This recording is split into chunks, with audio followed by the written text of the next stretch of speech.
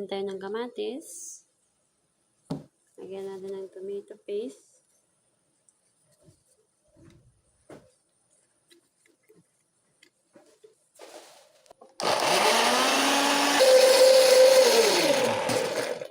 Tayo ng butter, vegetable. Lagay natin ng butter.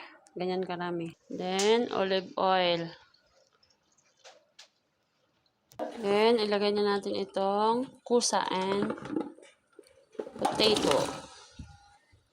Small fire lang yan ha. Then, spicy. Then, 1 Maggi. Ang ating na-blend na tomato and tomato paste. Lambot ng ating vegetable. Natin itong